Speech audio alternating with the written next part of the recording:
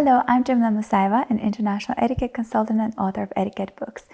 In today's video, we're going to talk about 7 etiquette rules throughout history that are completely wild and weird in today's world. The first etiquette rule was wiping your mouth with a tablecloth. Can you just imagine? Only in 17th century in Europe, this was considered something that was ordinary for people to do at the table. There were no napkins at the time. There were no, obviously, tissues at the time. So the only way to wipe your mouth was using the tablecloth. The kind of a tablecloth that today we are told to keep it clean and neat, never wipe anything on it, never our hands, let alone our mouth. But apparently that was a rule back in the days, and thank God that rule has changed. At a formal dining table in today's world, the napkin is a little baby of the tablecloth. That's how I usually like to tell it to my students. That is the way they remember it better, that a napkin and tablecloths are often made of the same fabric, of the same color, so as the tablecloth. The rule to this, however, is that you don't use a napkin to wipe anything. You just use a napkin to dab your fingertips, your mouth. The only thing that you can use to wipe, and I would say do it discreetly, do it in private, in bathroom, is a tissue and not a napkin or tablecloth. The second weird etiquette rule that is no longer making sense to us is that women are only allowed to walk and talk to men. So they were not allowed to stand and talk. That was considered inappropriate or not modest of a woman to be standing and talking to a man on the street. If you've been watching some Victorian movies, some old time movies, you'll see that oftentimes when a gentleman and lady are talking or they're discussing something, they're usually walking on the street. They would never stand and talk. This is something that we're doing nowadays, but back in the days it was considered inappropriate. So obviously you can see how etiquette has changed and evolved over time with the societal norms being changed as well. So I always say that etiquette is always relevant. It is always important to learn it, but etiquette rules as well change and evolve with time, as does everything else. The third etiquette rule that today sounds weird but was very important up until, I would say, late 19th century, that women had to wear hats when they were going out, because hats were symbolic of their propriety, of their modesty, of their status. Oftentimes the bigger the hat, the bigger the status. So hats were a huge deal, almost like handbags in today's world when people try to get their hands on something limited and drone, designer drone or an artist drone. That was something people used to take the same kind of care with their hats. Very embellished hats, the bigger obviously the better was considered the rule, but it was important that a woman wears a hat when she steps out of their house. But in today's world, obviously hats are just there for decoration, for maybe protection from the sun, or maybe it's a personal style. No one is obliged to wear a hat when stepping out of the house. The fourth etiquette rule that is now really weird to hear is that men in the late 19th century were not supposed to eat desserts at a formal dinner. So at a formal dinner occasion, men had to stay away from indulging into sweets because doing so was considered feminine, it was too indulgent, it was not masculine enough to have a dessert. So men would only eat the serious main course and leave the table at the dessert time. The fifth etiquette rule, again involving women, and a lot of rules about how they were supposed to behave, what they were supposed to do and wear, was that they were not allowed to go out in public without a chaperone. And chaperone would usually be either a family member or an older lady from a family, or just an older lady, maybe a nanny, maybe an assistant at the time. So they were only allowed to leave the house accompanied by them, especially if they were unmarried, because they couldn't just be out and about on their own.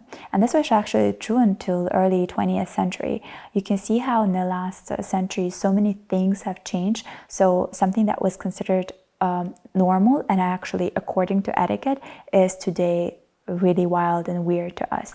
Though I would say that there are some strict family households as well as some religious households or some households of a certain status where women unmarried are not allowed to go out in public, so they're usually accompanied by either, again, someone from a family, or usually just they have a personal assistants that would go with them to public. There might be reasons for that.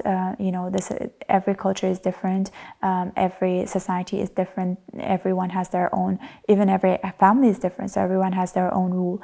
But nowadays I would say it's mostly regional and it's very specific to specific families, so it's not like a general rule for everyone. But back in the days, it was a general rule for everyone. The sixth etiquette rule that now sounds super wild and really weird to us is that women in the Victorian era were not supposed to lift up their skirts more than an inch above the ground.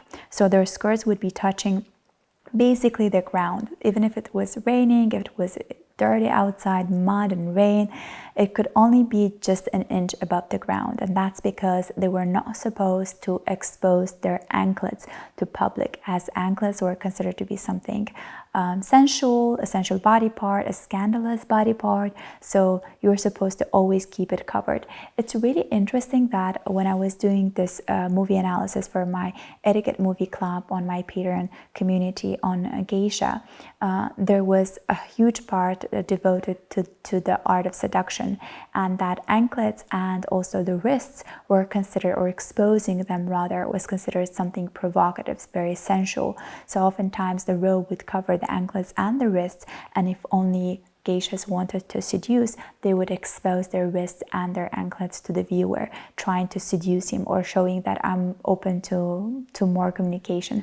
So it's really interesting that it's not specifically something that is pertinent only to Europe, but it was the rule or the understanding across different cultures and countries. Now, again, as fashion has evolved, as the way the things that we wear has, our everyday attire has changed, these body parts are no longer considered provocative or sensual, so to speak.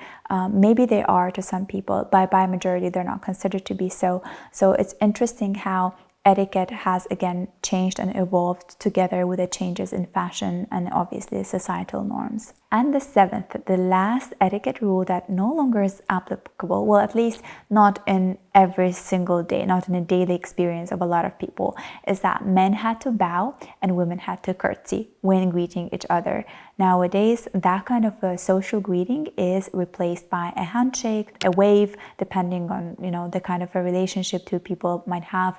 It could be also depending on where in the region we're talking about. It could be a hug, it could be an air kiss, it could be kiss on 2 cheeks, 3 cheeks, it could be just namaste, it could be a bow again if we're talking about Japan. So nowadays that rule has changed, but of course there are certain circumstances like greetings in the royal family, as well as in some cultures where that is still true as a form of greeting. So this was the last rule. I think it was the least weird of them all, but you can see how again, to emphasize this, etiquette changes again to reflect the reality that we live in, and with the things that are changing, the new etiquette rules are written, and we have to abide by those rules in order to make sure that we can coexist together peacefully and with respect. That's the essence of etiquette: respecting each other, being mindful of each other, being mindful and demure. So thank you so much for watching this video until the very end. I hope that you enjoyed it, and if you did, please give it a thumbs up and do let me know down in the comment section below what were some of the rules that you found interesting, or maybe you want to see a second series to this kind of a video. Also, if you want to learn more about etiquette, you can join my etiquette pre-recorded courses online on my website. One is called Western Formal Dining Etiquette from A to Z, which is basically all about the formal dining experience, how to eat different kind of courses, how to enter a restaurant, how to leave it, how to get out of the car and into the car.